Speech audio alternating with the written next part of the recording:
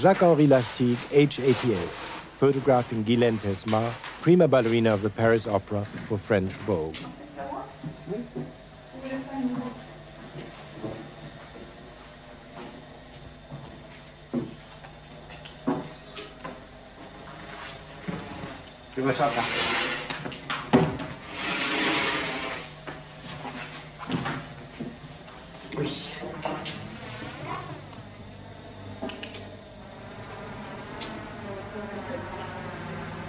Lartigue took his first photograph in 1901 at the age of 7. Richard Avedon has called Lartigue the most deceptively simple and penetrating photographer in the history of art. But Lartigue, who is also a painter and a writer, never set out to create art with his photographs. He was the perfect amateur photographer who simply photographed what he loved: his school friends, the first aeroplanes and cars, the elegance of the pre-war years, and the crazes of the 20s. For 80 years, he has filled album after album with his pictures. They're now held at the Museum of the Grand Palais in Paris.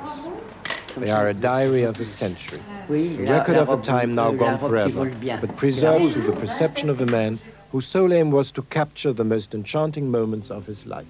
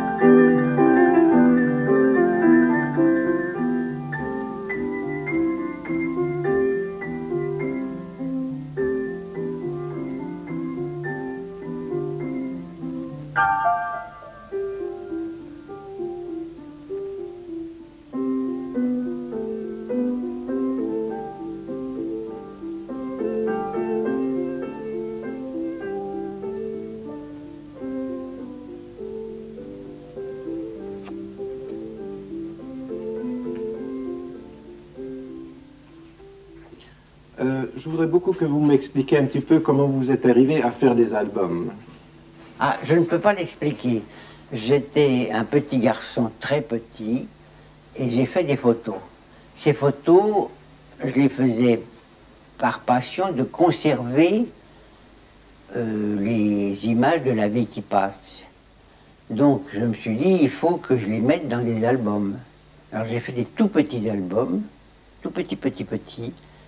Et très vite, je me suis dit, mais je ne vois rien, c'est trop petit, ça ne m'intéresse pas. Alors, j'ai essayé des grandes pages de papier, tout ça, et j'ai tout de suite décidé cette taille, quand j'avais même pas 10 ans. Et depuis, les albums sont restés exactement de la même taille et de la même forme. Est-ce que c'est aussi un besoin de faire de l'ordre dans le temps qui passe? C'est pas de l'ordre, c'est de l'attraper. C'est comme une aide-mémoire. Ah, c'est plus qu'une aide-mémoire. C'est comme une espèce de manie d'attraper le temps qui passe, je ne sais pas. Et est-ce que le sujet dans la photo vient vers vous ou vous allez vers le sujet? Ah, le sujet vient toujours vers moi. Moi, je ne bouge pas, je suis le spectateur. Et c'est la photo qui vient se faire prendre. Je ne cours pas après une photo, au contraire, elle arrive. Est-ce qu'il y a des sujets qui vous demandent, qui crient « photographiez-moi » par exemple? Ah oui, ils crient tous, mais très vite. Et alors, moi, comme j'ai joué au tennis et que j'ai l'œil très rapide, j'essaye d'obéir, toc, très vite. Alors tout peut être photographié? Tout ce qui me plaît.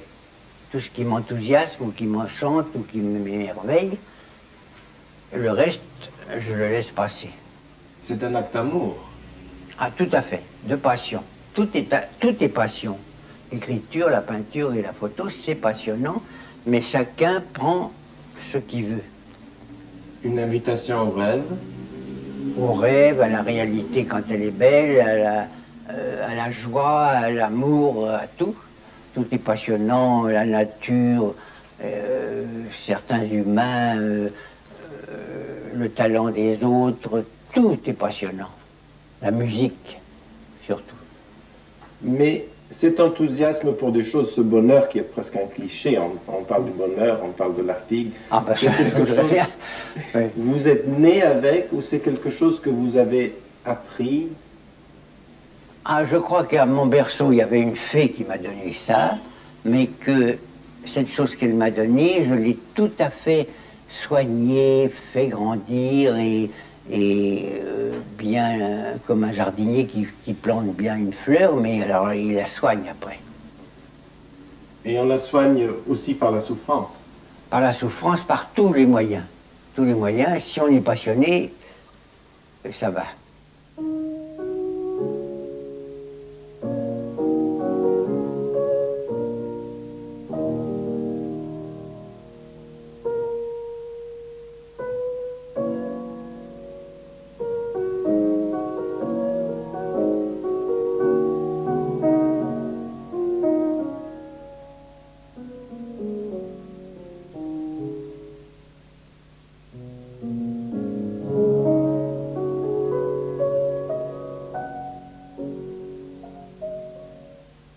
Ça, c'est au bois, les femmes jolies et à la mode qui allaient tous les matins, à midi, au bois. Alors on se rencontrait, elles montraient leurs nouvelles robes, tous les matins.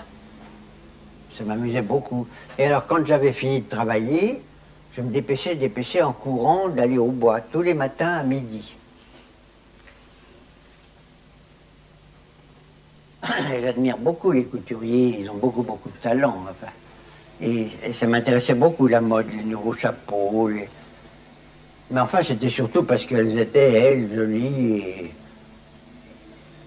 à voir.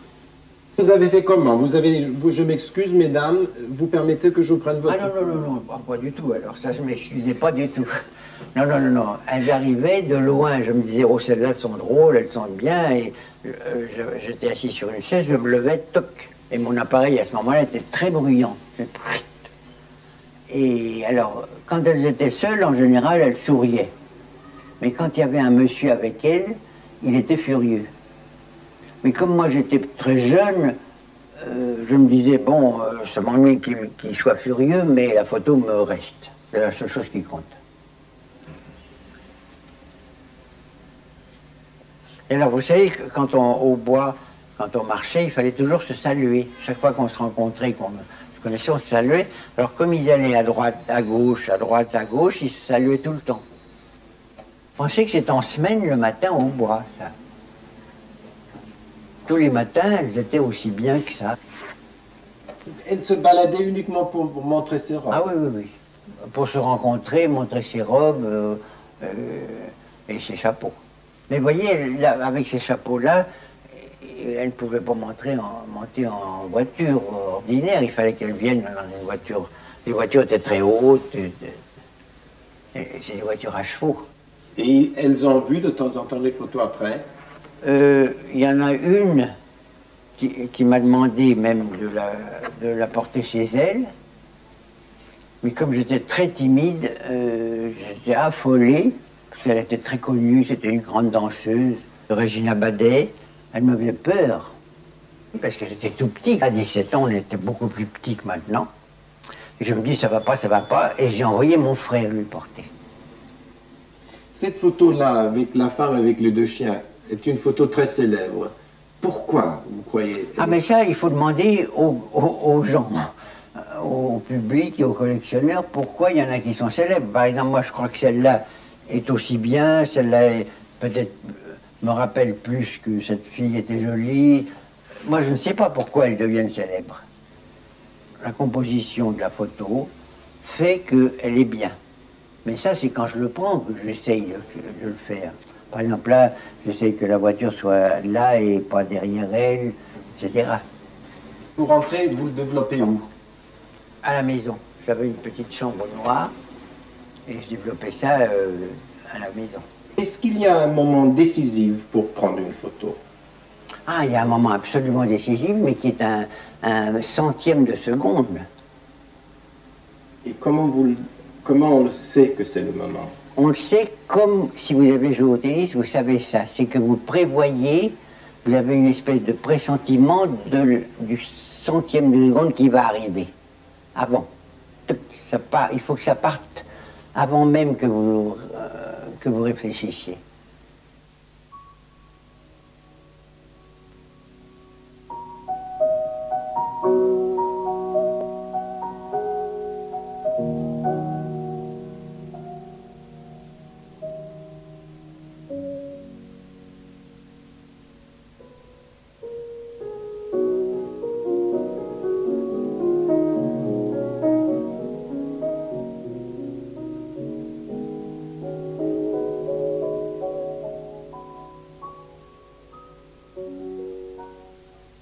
Qu'est-ce qu'il est arrivé aujourd'hui? Pourquoi on ne voit plus ce style, cette élégance, cette tenue des gens?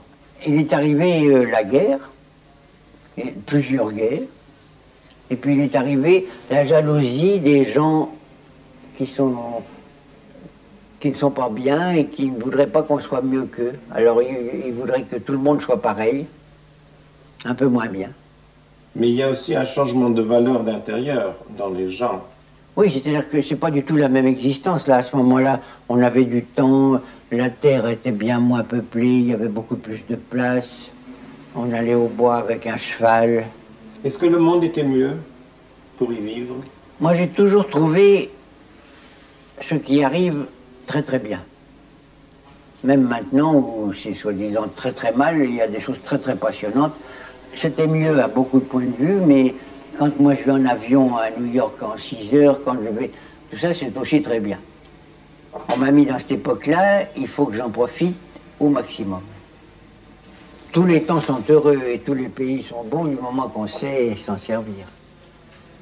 Alors ça, c'est l'époque de la garçonne. Vous savez, la garçonne, c'était un roman qui disait que les femmes voulaient ressembler un peu aux garçons, qu'elles s'habillaient un petit peu plus avec des vêtements un peu... Mais c'était quand même pas du tout extraordinaire. Parce que vous savez, avant, les femmes n'avaient pas le droit d'être en pantalon. Dans Paris, Marlène Dietrich s'est fait arrêter place de la Concorde parce qu'elle avait un pantalon. Ça, c'est la première jupe culotte. C'est la première femme qui a osé montrer une jambe. Et ça fait, vous savez, un scandale à Monte-Carlo. C'est à Monte-Carlo, ça. Tout le monde la regardait en disant, elle est folle.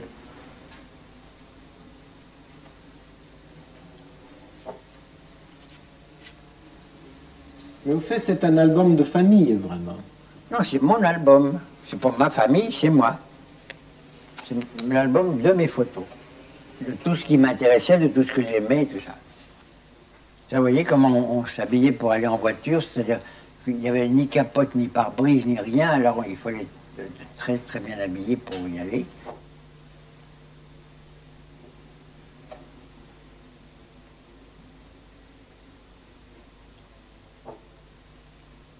Ça, c'était ma voiture. Alors, j'avais toujours des voitures très, très sport. Hein. Ça m'amusait beaucoup, beaucoup.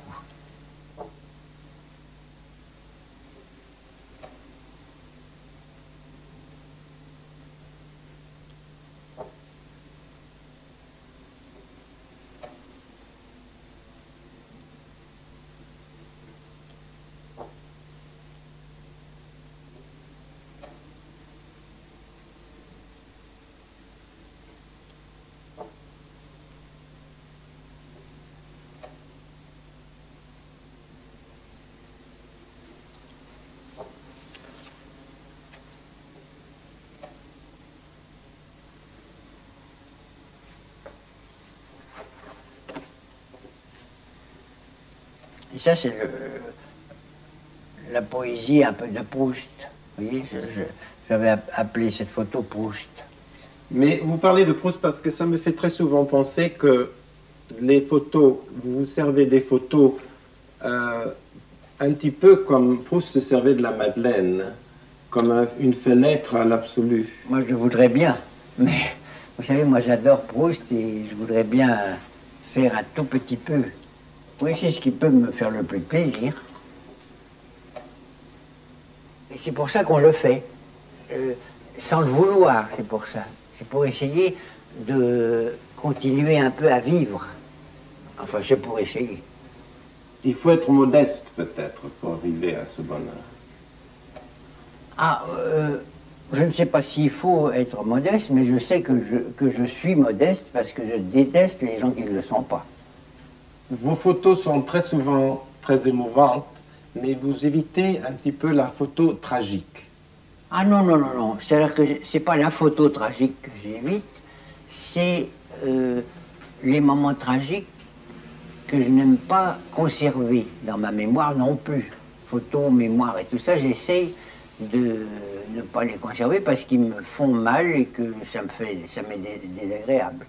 Mais sinon, pendant la guerre, la libération de Paris, j'ai fait quand même des photos qui sont pas très... qui sont un peu tragiques.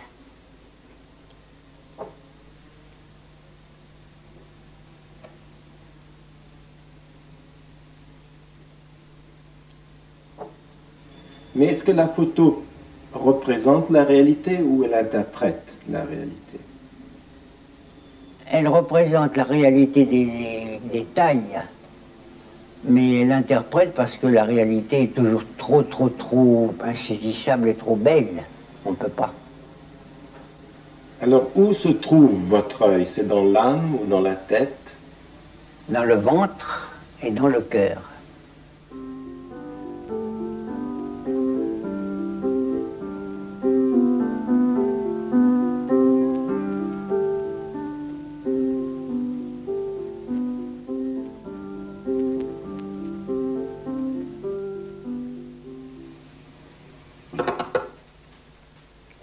Ça, c'est, vous voyez, ça c'est les plaques lumière autochrome avec lesquelles on a fait les premières photos en couleur.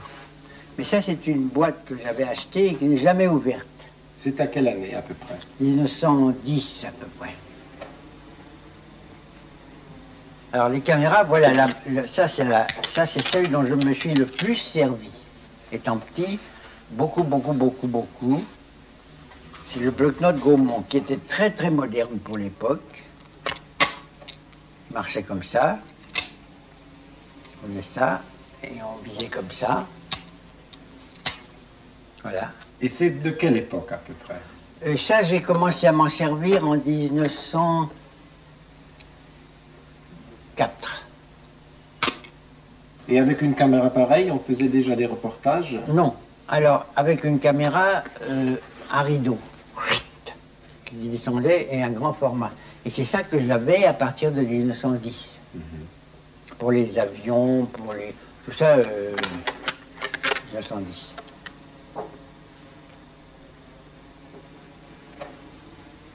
Et celle-là, c'était les...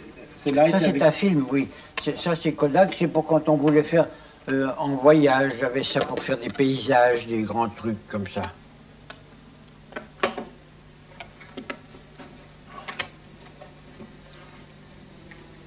C'était des très beaux appareils, mais qui étaient plus ou moins bons, mais enfin, ils étaient beaux quand même. Voilà, alors on s'en servait comme ça. On regardait là-dedans.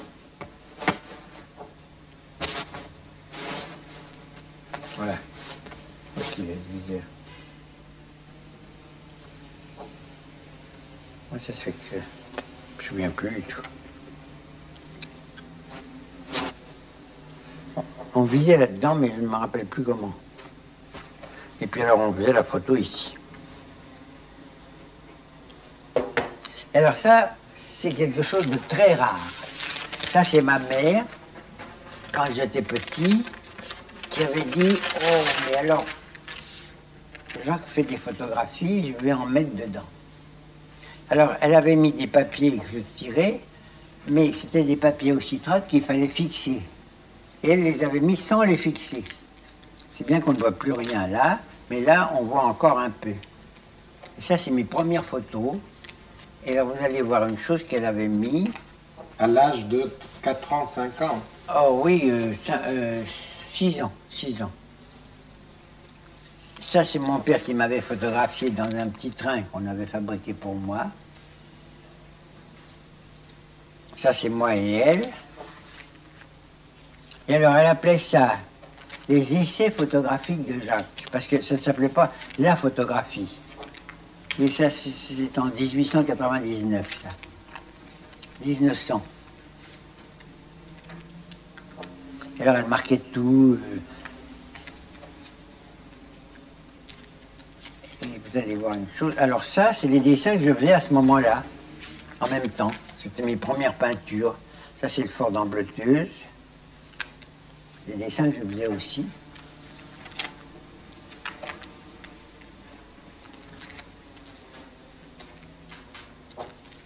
Ça, c'est ma première photo. J'ai d'autres tirages. Alors là, dans mon album, il y a déjà un tirage de ça.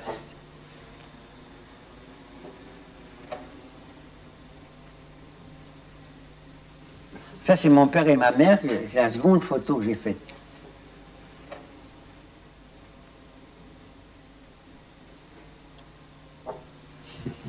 Voilà. Vous avez vu quelque chose de très, très, très précieux. Mais notre fascination avec des vieilles photos, est-ce qu'elle ne date pas un petit peu du fait que ça nous rappelle un petit peu notre mortalité? Je ne sais pas. C'est pas du tout pour ça que je le fais.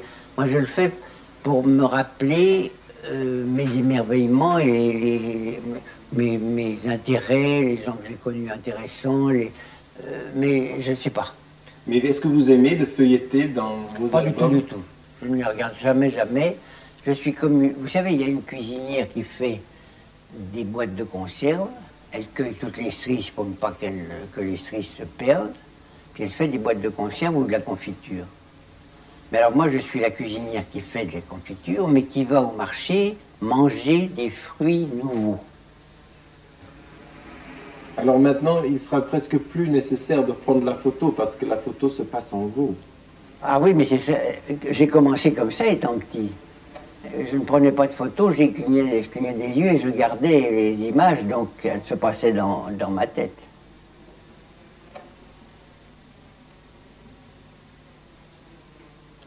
Pourquoi vous n'avez pas gardé ça en vous, comme quelque chose de très privé? Comme la cuisinière qui ne veut pas que les cerises se perdent. Simplement.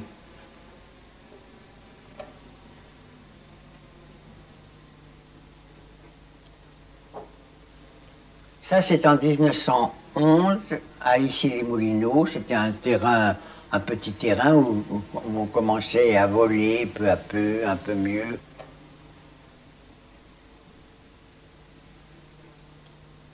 Voilà, on volait déjà bien.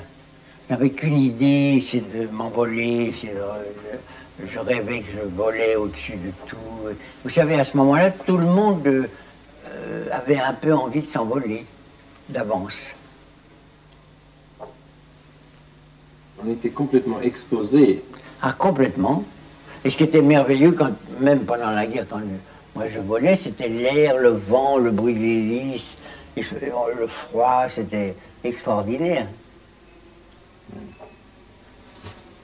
Vous avez gardé la passion pour les choses qui bougent, pour les avions, pour les voitures maintenant?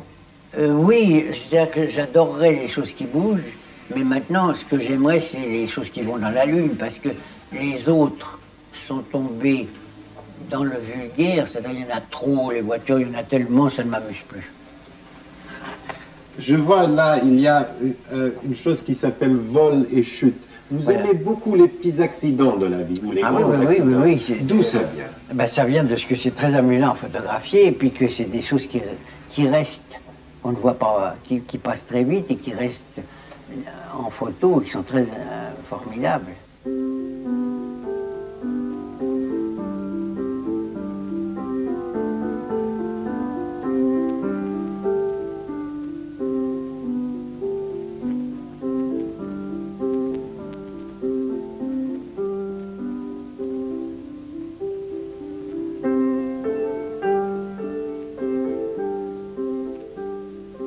J'ai l'impression, si vous avez un peu l'esprit moqueur, que par exemple, vous êtes toujours encore un petit garçon qui rit quand quelqu'un glisse sur une peau de banane, par exemple. Ah oui, même autrement. Oui, ça, je suis un petit garçon un peu incorrigible.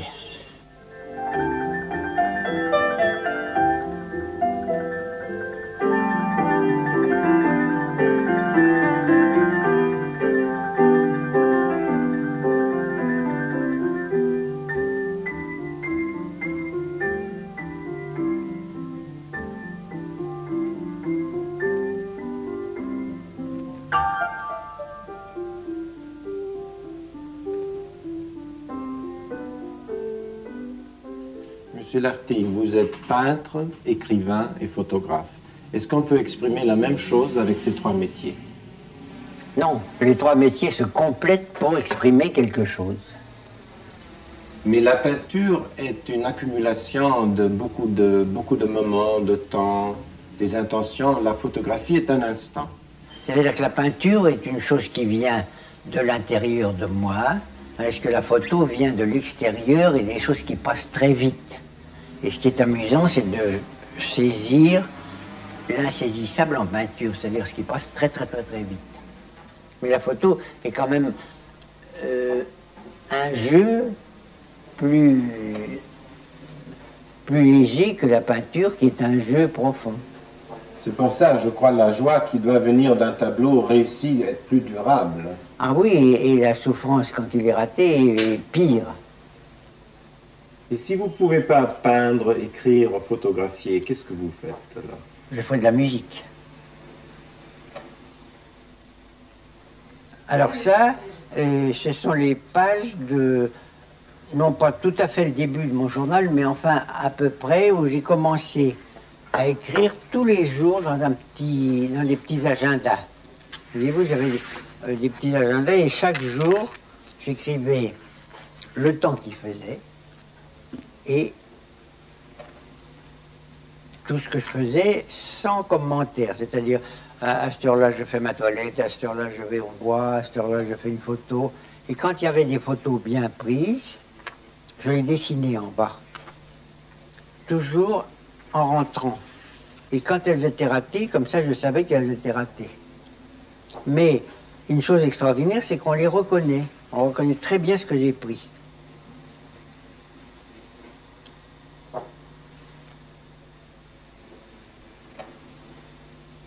Mais en écrivant, vous ne corrigez pas beaucoup? Ah, pas du tout, du tout. Exactement comme les photos, exactement. Je ne corrige pas du tout, du tout, du tout. Et je ne relis jamais. J'écris mes pages, mais je ne les relis pas. Ça, alors, c'est chez Picasso, ça. Vous étiez des grands amis? On ne peut pas être des grands amis avec Picasso. On peut être très copains, très amis, mais moi, je suis ami avec les gens qui m'aiment d'amour, et lui n'avait pas d'amour pour moi. Il était facile à photographier? Oh, très facile. D'abord, il aimait ça, et c'était pas difficile du tout, du tout. Il était bon acteur?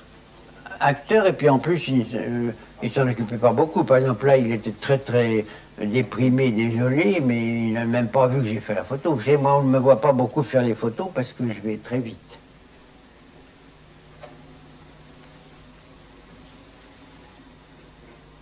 Et ça, c'est moi dans son atelier en même temps. Il a accepté un autre artiste à côté de lui? Il voyait votre talent? Je ne crois pas. Je crois qu'il s'en occupait pas du tout. Il pensait à ce qu'il fait lui et pas à ce que je fais moi. Mais il se laissait bien photographier. Par exemple, là, je voulais qu'il ait un chapeau blanc sur la tête, il l'a mis. Il n'était pas du tout ennuyé de se faire photographier. Si vous devrez faire un choix, vous pouvez dire celle que vous aimez le plus? Voilà, celle-là. Celle que je préfère, c'est celle-là parce que c'est la plus rare. C'est ces mollets avec des aiguilles d'acupuncture. Alors c'est peut-être celle que je préfère. On le reconnaît moins, mais il y en a une autre que j'aime bien aussi. Moi, j'aime bien celle-là, par exemple, quand il donnait à manger à Cocteau. C'est parce qu'elle est floue, elle n'est pas très bonne, mais elle est quand même amusante. Moi, j'aime bien les photos amusantes. Avedon dit qu'il comprend une personnalité beaucoup plus une fois qu'elle a pris la photo. Oui, mais si son œil est habitué à faire des photos, il la voit. Il voit la personne comme elle est, mais il la voit aussi avec le résultat de la photo. Par exemple, moi, je vous vois comme vous êtes, mais je peux me dire, voilà comment ça fera en photo, je le sais absolument d'avance. Parce que depuis le temps, mon œil s'est habitué, simplement. Vous avez été un des premiers à faire des photos en couleur. Oui. Vous aimez? Oui et non. D'abord, il y a une chose terrible, c'est qu'elle s'abîme. Elle change de couleur et ça m'ennuie. Moi, j'ai fait des photos en couleur de paysage avec passion, avec la brume, les merveilles, enfin, ça c'est formidable. Et quand on vient de les faire, elles sont presque merveilleuses. Mais au bout de 15 jours, elles sont déjà, et les subtilités sont déjà parties. Oui. Alors c'est un peu désolant. Et il y a toujours ce sentiment de printemps. Tout à fait, tout à fait. Le printemps, pour moi, je l'attends, c'est une fête, je me prépare à la voir. Et par exemple, cette année, il est spécialement important dans mon album et aussi dans mes tableaux. C'est-à-dire que j'aime le printemps, j'aime l'hiver, j'aime l'été, j'aime l'automne, mais le printemps me donne envie de fleurir un peu comme les arbres. 1980, l'année dernière. Et ça, alors, vous voyez, c'était très joli parce qu'il y avait très peu de jours à contre-jour, et là, ça fait une espèce d'ombre magnifique. Ça vous amuse de travailler dans une situation plus organisée maintenant qu'avant, quand vous prenez les dames au bois de Bologne? Oh, moi, je prends toujours dans n'importe où. Dans la rue, partout. Je n'organise pas plus qu'avant.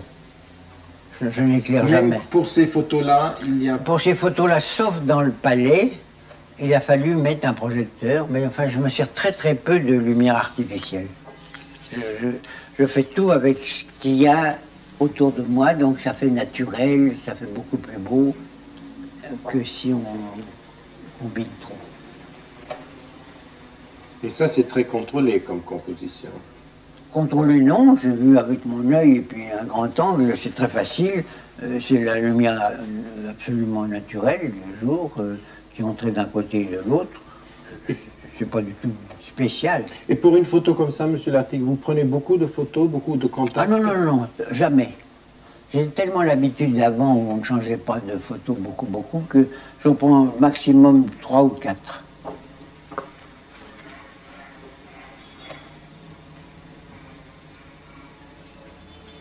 Ça, c'est mes sacs d'appareils dont je me sers à peu près tout le temps, c'est-à-dire très souvent je n'emporte qu'un appareil, mais quelquefois quand je vais faire beaucoup de choses, comme à Versailles cette fois-là, j'emporte plusieurs appareils. Alors il y en a un dans le sac, un autre, 2 ou 3 sacs là-dedans, et puis le panier où il y a toujours mes affaires, c'est toujours le même panier depuis assez longtemps.